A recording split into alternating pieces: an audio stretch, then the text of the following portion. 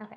Oh, Kathy, I have you picture in picture now. Oh, yeah. Now I'm all.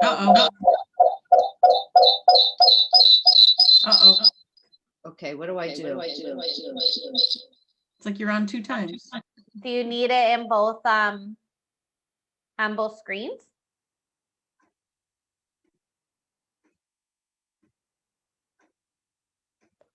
You're fine. I muted you, so you're fine to be on two videos if you want. That's so funny. Video gremlin. Yeah. The problem is it echoes on my end. Okay, so you'll have to close out, end one of the Zoom meetings. Yep. There you go. Is that better?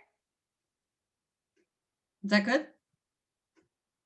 Is that good, Kathy? Good. Okay, awesome.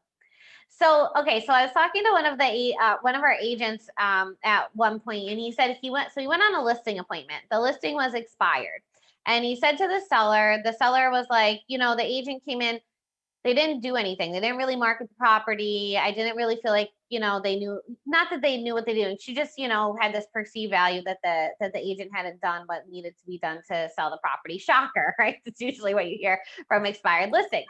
And so the agent in our office said to the seller, he said, so let me ask you, why did you use the agent in the first place? Like, what was it that drew you to this agent? And the seller opened the junk drawer in her kitchen and pulled out a stack of postcards and mailers and flyers. And she said, it seems like this person sells all of my neighbors' houses. So of course, I figured if she sold everybody else's houses, then why would I look for anybody else? If this is who's selling real estate and sold my neighbor down the street and this person across the street, why would I look anywhere else, right? And so, right or wrong, good or bad, that's the idea behind farming, is that when an agent is like, oh, of course I have to call Christine. Christine lists all the houses on the street. I'm hearing from Christine consistently, and it seems like she's selling houses quickly and, you know, for the most money in the fastest amount of time. So that's really where farming comes in. So the first step in developing a farming strategy is you need to find the location that you want to farm, okay?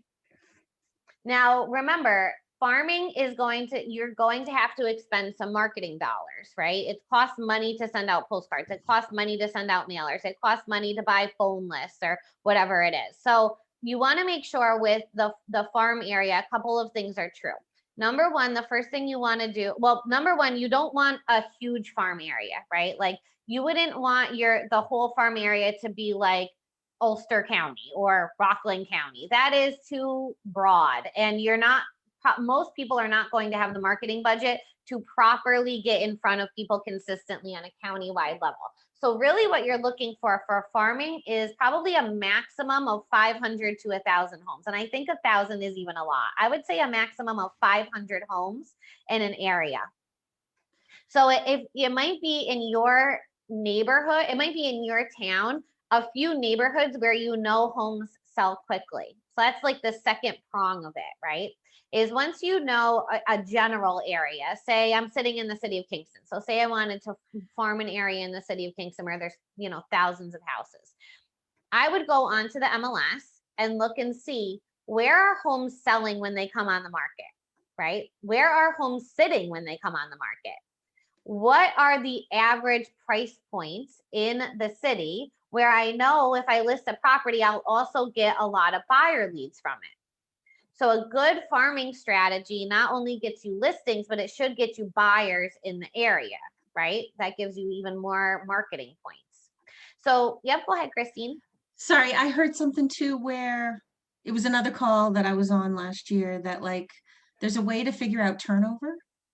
And so you want to hone in on like the neighborhoods that probably are likely to turn over because the kids have gotten older and this and that, and you can figure out the rate or something.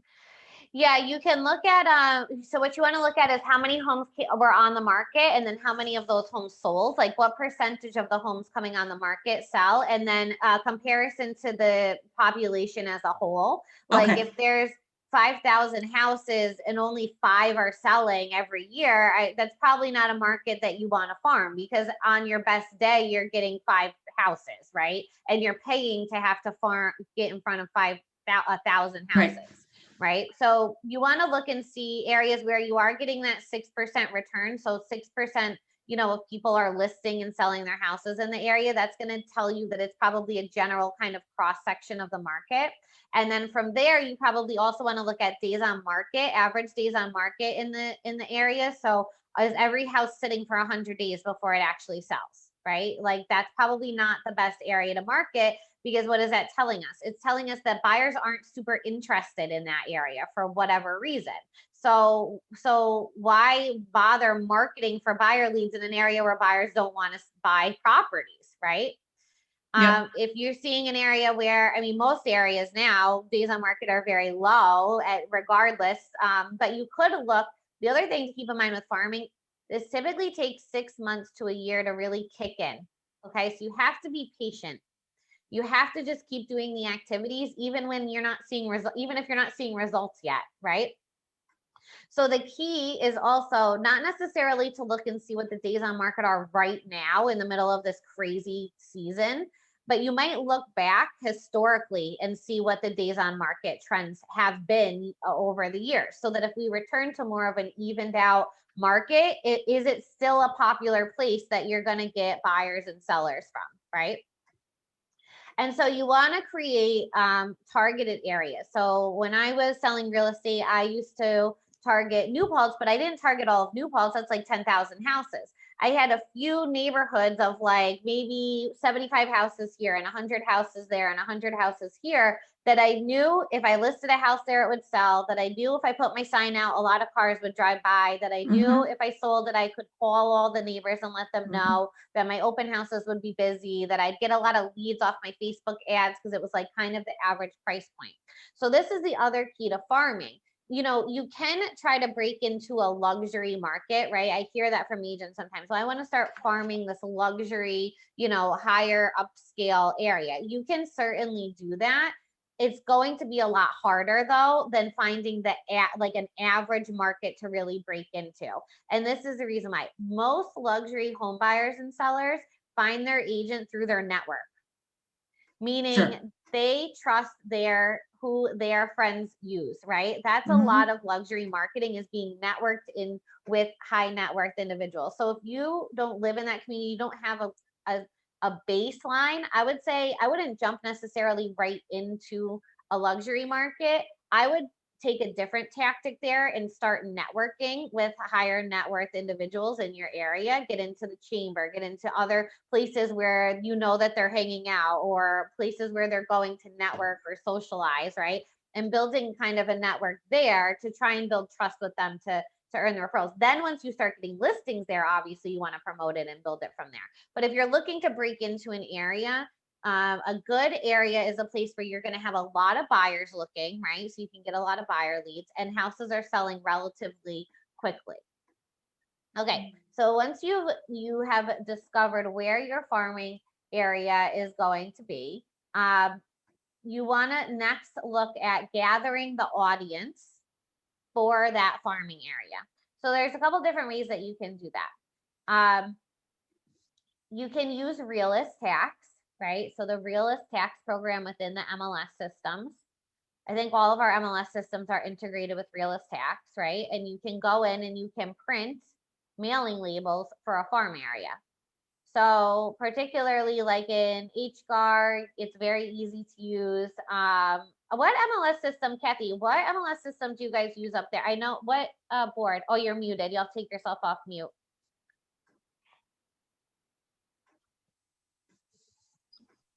We have Rapatoni. Oh, okay, good. They do it also. Okay, great. Yep. So so you want to go into realist, right? And you can pick the neighborhood. And what you can do is you can print mailing labels right from realist. You can draw a circle around the little neighborhoods that you're interested in, and it will pull up the data. So the first thing that you might want to do is exclude houses that are actively for sale. You don't have, actually, you know what? I take that back. You don't have to do that. As long as you're sending out marketing to everybody in the farm and not just houses that are actively for sale, it is okay to market to everybody. It might be helpful if the house expires, if you already have some name brand and name recognition for a seller, if they're thinking once the house expires to relist. Okay. So you'll want to get your mailing list. Now, there are other ways that you can get phone lists. Now, number one, we're still under an order not to cold call people, right? That's the governor's order still from COVID. So right now, don't do that. At some point, we will be able to go back to that, hopefully. And so what you would want to do then is you'd want to get as many as possible, get the phone numbers for the people in your area. So the most inexpensive way that I found to do that is through Kohl's Realty Resource.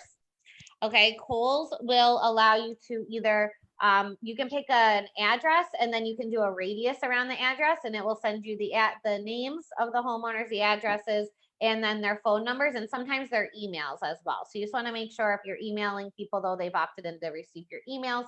And if you're calling them, that you're not doing it while cold calling is not allowed, and you're following the do not call list and all of those things. I believe Kohl's Realty Resource will scrub against the do not call list so that you know if you're calling a number that it's somebody that you are allowed to reach out to. Now, if your farm area is big enough, you can create a custom audience in Facebook. So Facebook does give you the ability to take a database, a list, and upload them into as a custom audience. You can also do this through command. So obviously, this list of people in your farm should be uploaded into command. Scott Leroy Marketing can help you with this. If you put it in CSV format, he can upload it to command for you. Just email him support@scottleroymarketing.com and he'll do that for you.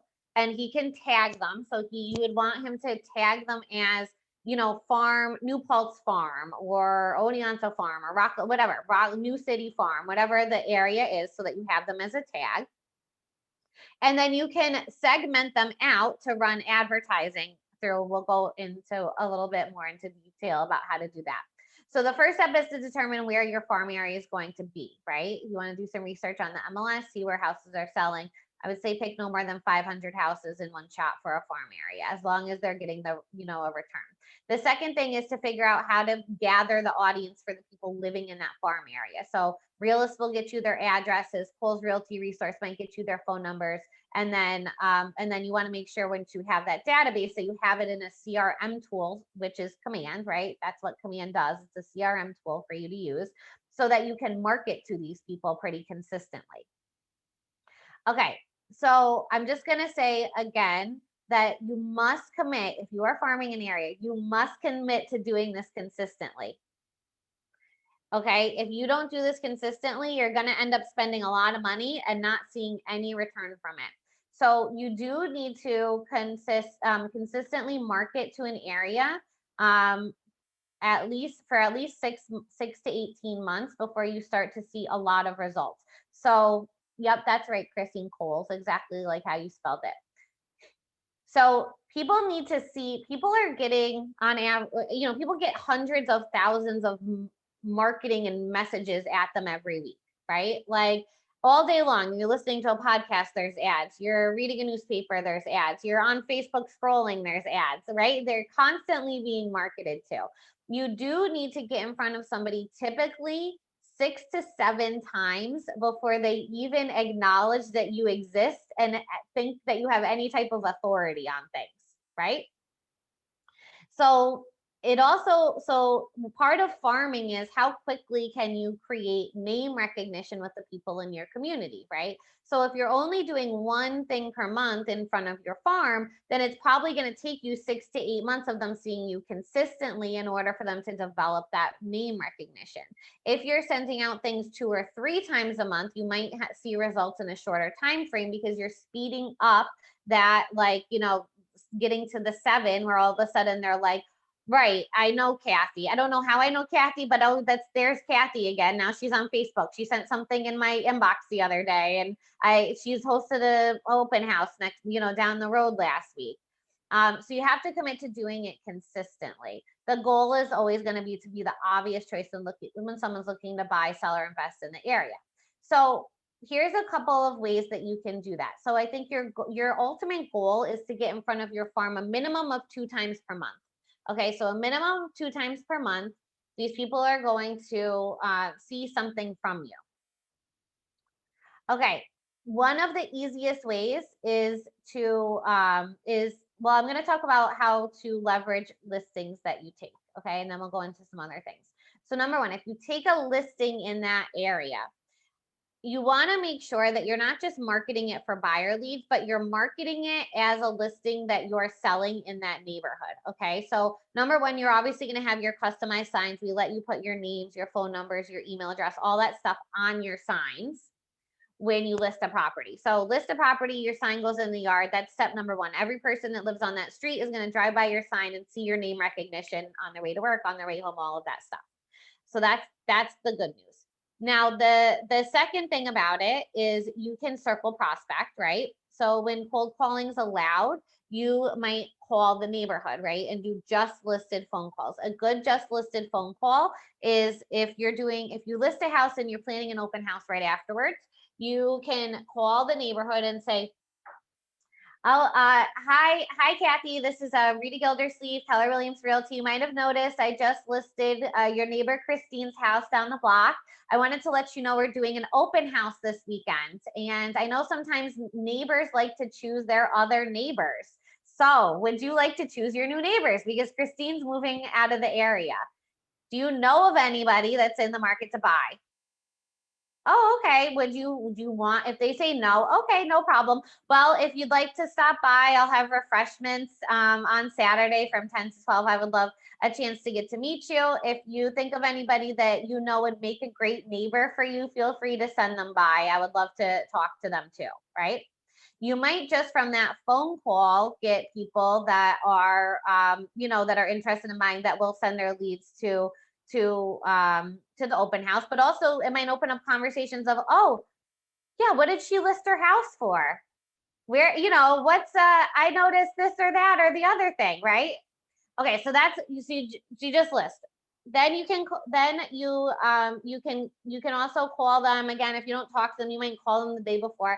Oh, hi, Kathy, it's Rita again. I just wanted to remind you there might be some extra traffic in your neighborhood tomorrow because I am doing that open house. You'll probably see me there in the morning putting out my signs. I just wanted to remind you if you have anybody, or if you want to stop by, I'll have some cookies and whatever, at the open house. If you want to stop by, I'd love to meet you.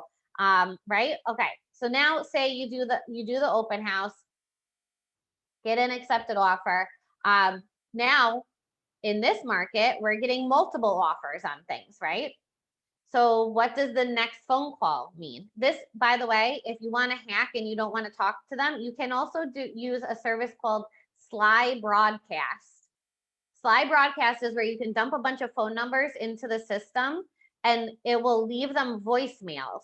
So it will bypass the ring and you can leave a generic voicemail. So obviously you can't customize it with their name because it's going to go to however many people, but you can do that. So the next voicemail drop after the open house, after you receive multiple offers, might be, hi, Kathy, Rita Gildersleeve again. I just wanted to let you know we did the open house. We ended up actually with 10 offers on the property, which is awesome, but you can only have one new neighbor. So we accepted one buyer. That means we have 9 buyers looking in your neighborhood. So I just was calling as a courtesy to see if you knew of any of your neighbors were thinking of listing their homes for sale. I would love to make it a very easy process. You're not even asking them if they're thinking of listing their home. You're asking them, do you know if any of your neighbors are thinking of listing their home? Okay, no problem. 8 of the 10 offers were over asking price. So your home's value, just so you're aware, that means that your home's value is going to go up likely when this home closes. So just letting you know, have a great day, right? So now you've talked to the whole neighborhood again 2 to 3 times already off of one listing.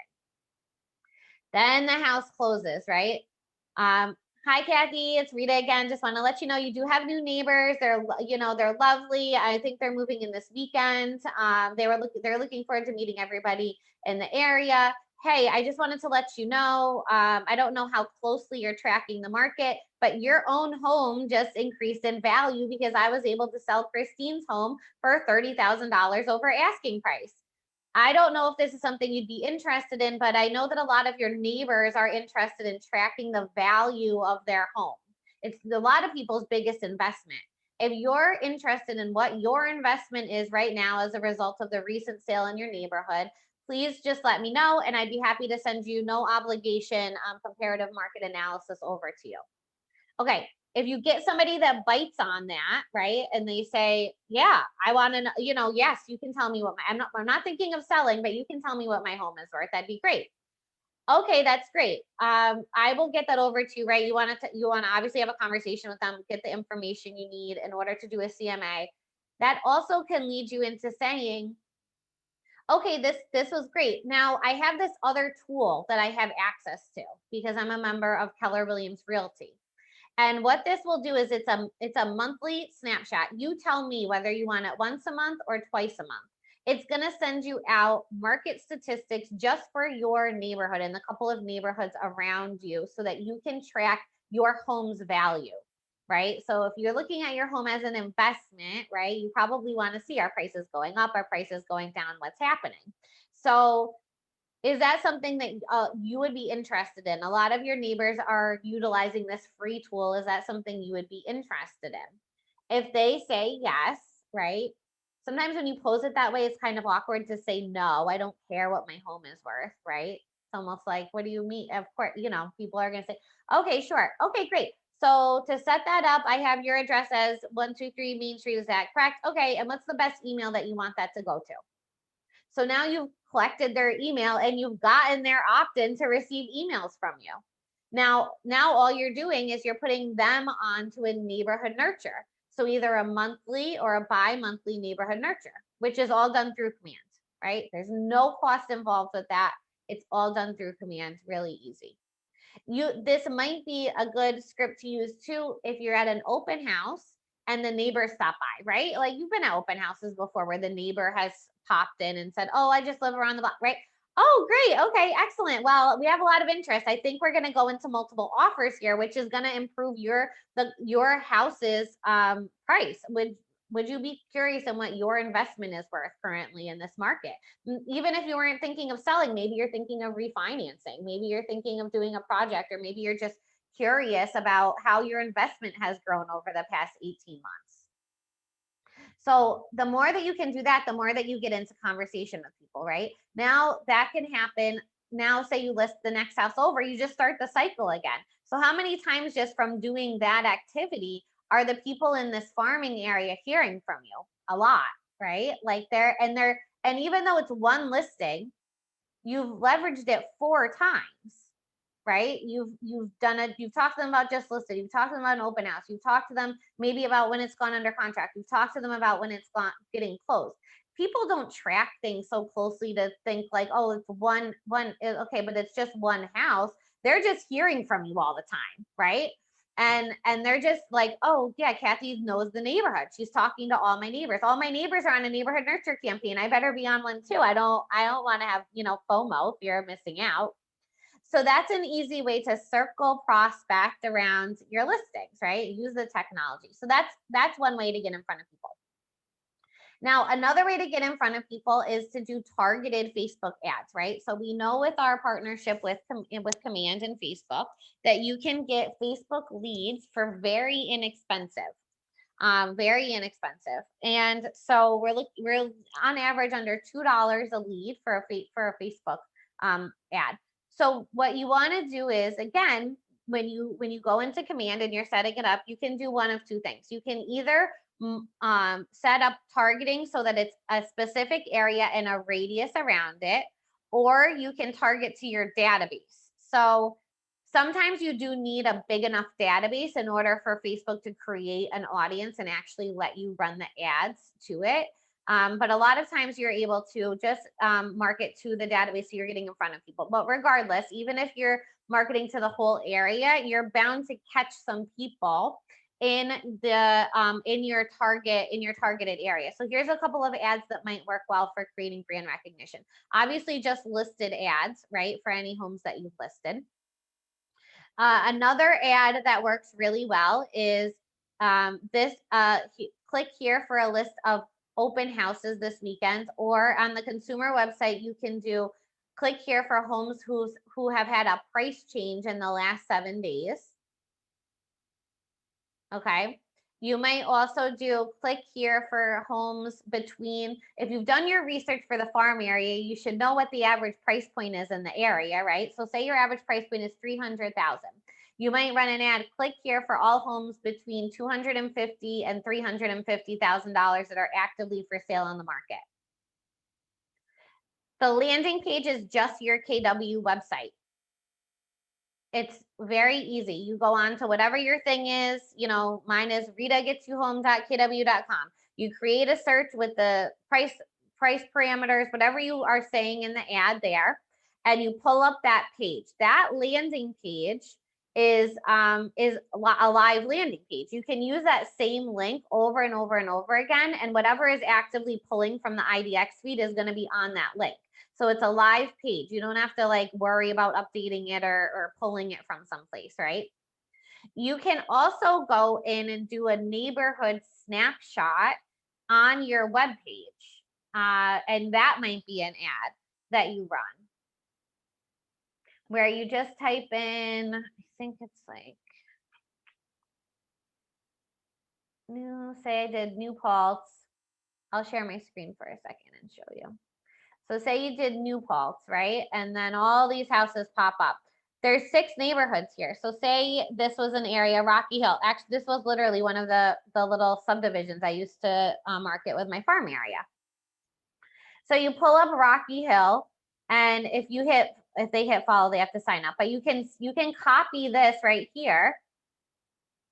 And then anytime somebody pulls up this, they type this in, they land on this from the Facebook ad, they're going to get this little snapshot of Rocky Hill and just the houses that are available there, the average days on market, the average home price, and the average cost per square foot.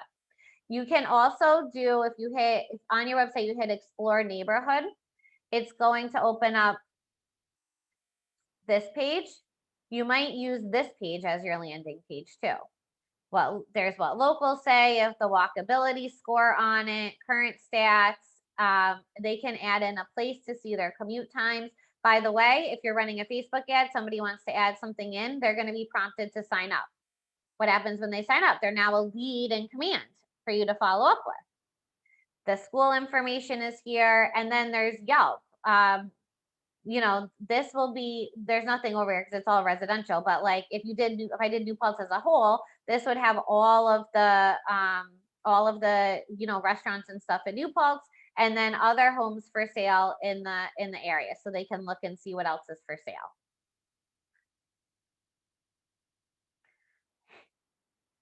So use your KW sites. You don't have to make it any more complicated than just figuring out the KW site, the landing page on it. Play around with your KW site if you haven't done that recently. I would recommend just going onto your site and clicking around.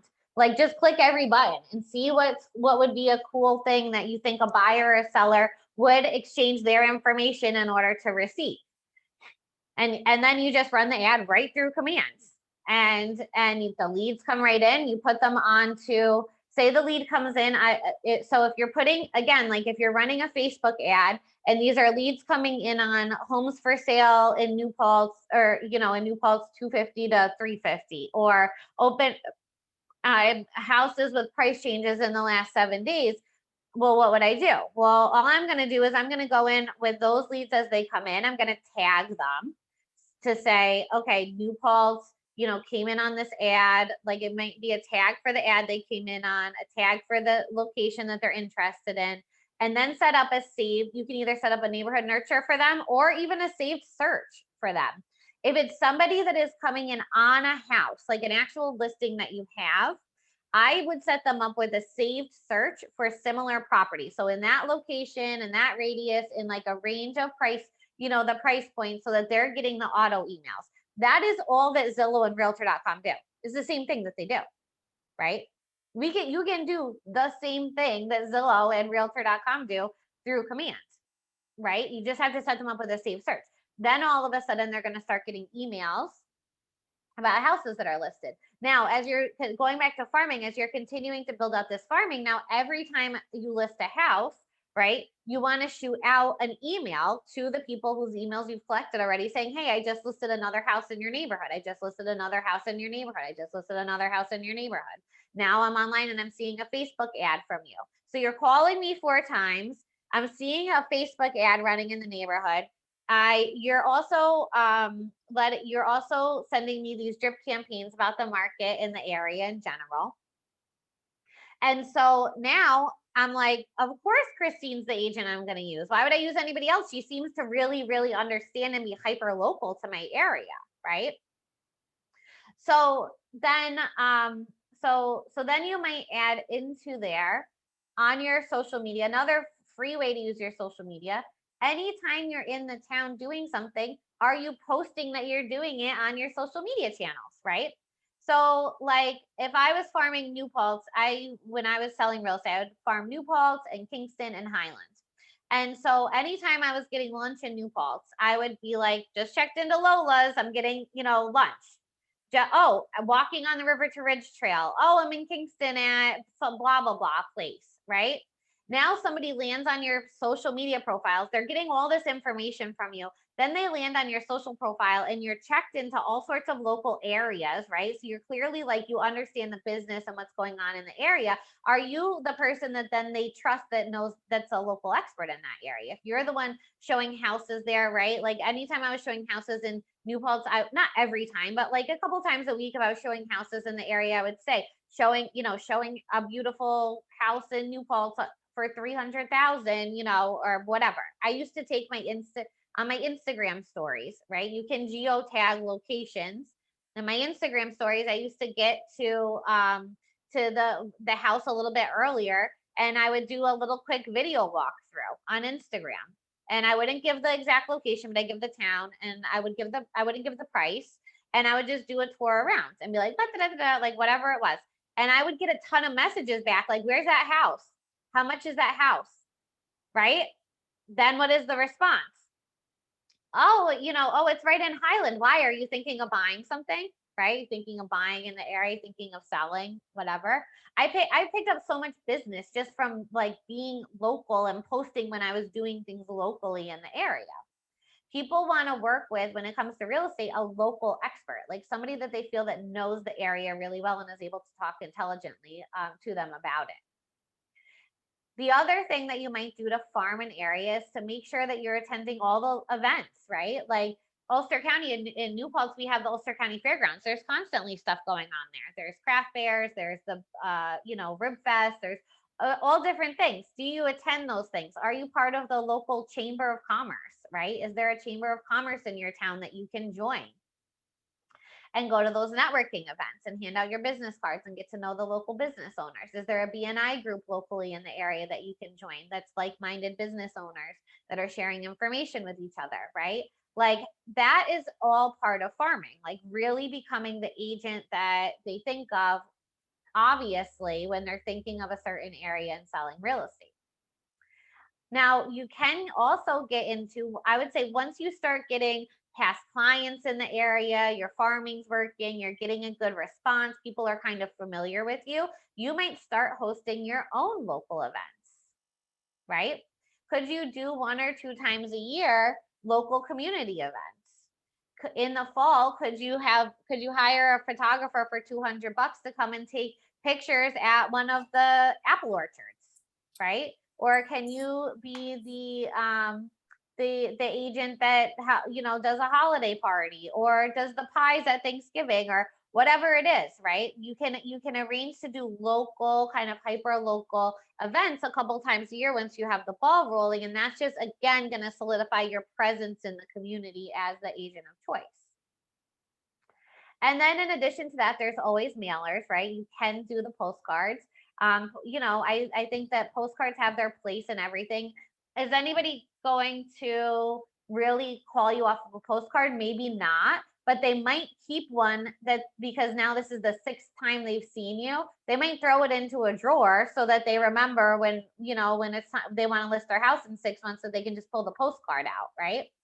It's also, even if even if it's going in the garbage, your name's still on it. They're still seeing your name. Even if they never open a neighborhood nurture email after they accept it, they are still seeing your name. It's just name repetition, right? They could never open a thing from you and they will still see your name continually to, I would walk into listing appointments and they'd be like, how do I know you? I feel like I see you all over the place. I'm like, I've lived in New Paltz for 20 years. You probably have. No, I'm pretty sure. I'm like, you might have seen one of my Facebook ads. You might have seen my big face on one of my signs around town, right? Like, that's when you know that it's starting to work, when you start getting those comments. So there's something you wanted to add, Christine? Yeah, going back to the lady that pulled out a stack of cards, might that be an agent who might be sending a just sold that wasn't necessarily their listing? Is that what, I mean, No, I don't know. It was all of her. Okay. The woman had farmed that area. She had. Okay. And Yeah. so I think he even had, like, he was like, can I take one of these flyers? That's interesting. And it was a big, long flyer, and it was like 20 houses, and it was like just sold in Warwick, and it was like whoop, a whole sheet of Wow. things. Okay. But again, you don't have to put the dates that it sold. Right. Could be some of those houses could have sold 5 years ago. Who knows? Some agents, though, as you continue to farm and see the results, the idea is to get a 6% return. So if you are selling, say you're selling 20 houses a year in a little farm pocket area, that's a lot of marketing, right? That's a lot of Facebook ads that you can run. That's a lot of postcards. It's a lot of one slick page sheets. I used to do that too with my listing presentation. So there's this one page in Commands, in the listing presentation in Commands, where you can list out all of your past sales. I created a few different ones. So depending on where I was going, what listing appointment I would go on, I would include the one for that area, right? If it's New Paltz, I would include my New Paltz sales. If it was Kingston, I include my Kingston sales. If it was someplace I didn't really have a lot of business, I would just include a bunch of different places from a bunch of different areas to show that I covered a wide range of areas. Julissa, I see your hand raised. Is there a question, comment? Yeah, so I wanted to add into what you were just talking about, two things with like social media commenting here. And then the other thing is postcards. I had stopped doing postcards for probably just before COVID because of the restrictions and everything. So I just thought it would be the right thing for me to do, just to pause things. Mm-hmm. I have always done postcards, and I have actually gotten listings. I can tell you right off the bat, in the past 4 years for sure, that I could remember recent 2 listings, one of them at like 400 and change, at another one that was around the 2 and change. Just because I remember on one of them, when I went to the appointment, he said, I got your name from a postcard you sent out. And I was like, oh, okay, that's really cool. I remember farming around this area, and I have sold some, sales around here, whatever. And he actually had it on his refrigerator with a magnet, and it was a postcard from literally 9 months prior to me walking through that door. And he said, I've seen your postcards that you send them around, and this is the last one that I remember receiving. I put it there, and I said, if I ever sell my house, this is a girl I want to hire. So that was one of them. And the other guy was the same thing. He said, oh, I know I've gotten your postcards, and I realized that you do sell in the area. So definitely is something that may not be right away, but people do see it. They start getting familiar with your face. So I want to second that. And the other thing is, yesterday I was doing showings, and I was showing this beautiful, beautiful colonial in Montgomery. And I thought, wow, what a beautiful house this is. And I thought, oh, I should probably do like a quick boomerang or something, just as I'm driving up from the driveway, because it was such a dramatic house. Mm-hmm. And I did. And I put it on Facebook, and I wrote when I took the picture and I did the boomerang, I wrote, how far would you drive to work from this house, or something along those lines? Like, how far would you drive to work from here, or something along that question. And I actually got a response from someone, and she just said, oh, where is it? And I said, oh, the taxes are really low. It's a 5-bedroom house. It's in Montgomery. It makes me want to move. And then she wrote back, how much is it? I purposely didn't write the price, because I knew they'd ask that if they're really interested. Yep. Then I replied back with the price, and I said, why are you thinking about buying? Because I know she doesn't own anything. And she said, yeah, actually, I've been having the thought. So we are already scheduled, just from yesterday's Instagram post, I already have a conversation scheduled with her after the end of the day. Yeah.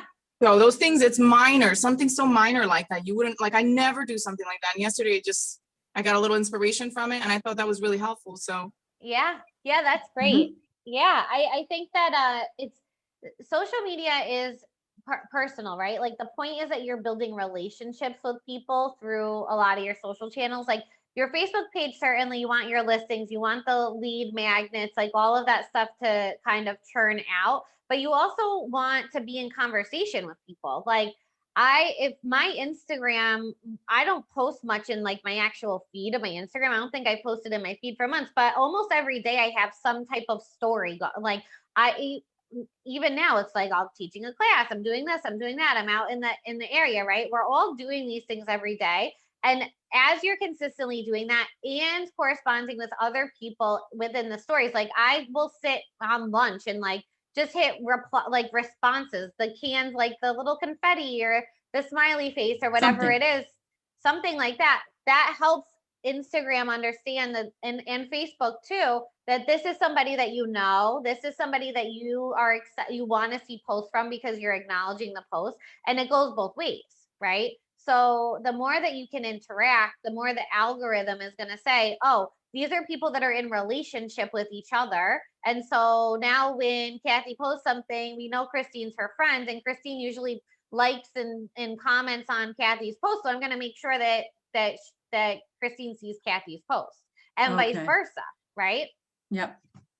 So it's always good to go in and, and especially if the people in your Facebook page are people in your town or the people in the area you want to farm, right? Make sure you're in there corresponding with them. You're talking with them. You're congratulating them. You're asking questions. You're responding to comments. You're liking their posts. All of those things will help your post then when you're posting that you're in the area, you're doing things, or you're promoting your own business. It all promotes, will help the algorithm in that way. Any questions about anything that we've gone over?